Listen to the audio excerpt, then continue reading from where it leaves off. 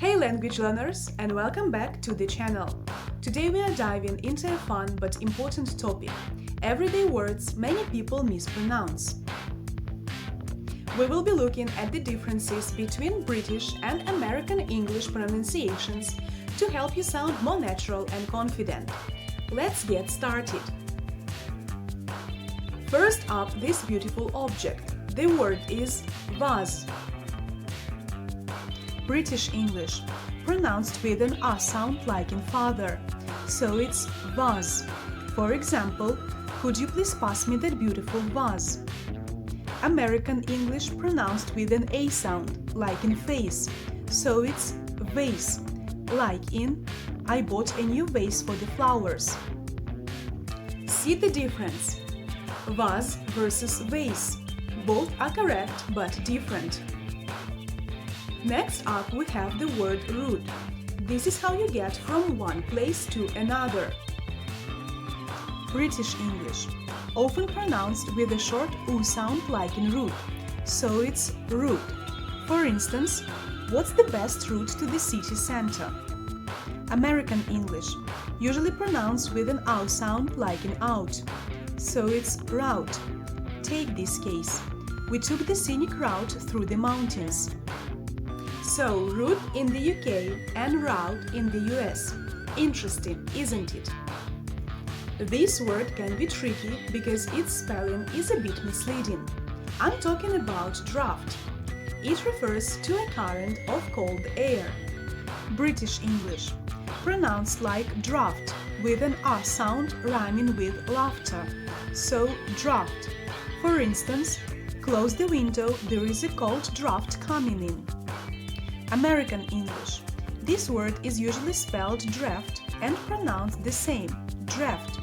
Take this case. I felt a draft coming from under the door.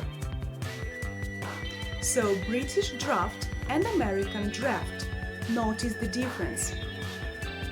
These two words, neither and either, are often pronounced differently depending on where you are. They are used to talk about choices and negatives. British English typically pronounces the I sound, neither, either. For example, I don't like coffee, neither do I. You can have cake either now or later. American English typically pronounces the E sound, neither, either, like in I haven't seen the movie, neither have I. You can choose either option. Neither and either versus neither and either. Both are perfectly fine. We proceed with this juicy vegetable. This word is tomato. British English, pronounced with an R sound like in father, so it's tomato. Some speakers might also say tomato, but tomato is very common. For instance, I love adding fresh tomato to my salads. American English, typically pronounced with an A sound like in face, so it's tomato. Again, some speakers might say tomato, but tomato is most standard. Take this case. I just bought a few ripe tomatoes for the sauce. So tomato versus tomato, a classic. This word refers to your plans or timetable. It's schedule. British English, pronounced with a sh sound at the beginning, like in shoe, so it's schedule. For example, what's your daily schedule like? American English, pronounced with a sk sound at the beginning, like in school, so it's schedule, like in can you send me your work schedule for next week? Schedule versus schedule, a clear difference from the start. This popular nut is called almond. British English, the L is usually silent. It's pronounced with an R sound, so it's almond. For instance, I have an almond milk latte, please. American English, the L is often pronounced, though some speakers also omit it, so it can be almond or almond. Take this case. Would you like some almonds with your drink? Almond in the UK versus almond in the US. listen for that L. This metal is known as aluminium. British English has 4 syllables with the emphasis on the third, so it's aluminium. For example, the cans are made of aluminium.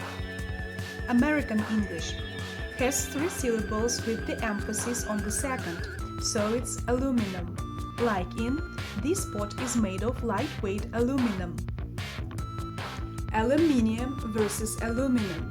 Note the difference. This delicious sweet topping or candy is called caramel. British English usually has 3 syllables with the stress on the first, so it's caramel. For instance, I love the taste of caramel sauce. American English often pronounced with 2 syllables, making it sound more like caramel, so it's caramel or caramel. Take this case. Did you want a caramel latte? Caramel versus caramel. A syllable difference can change the sound. This word refers to being free from public attention.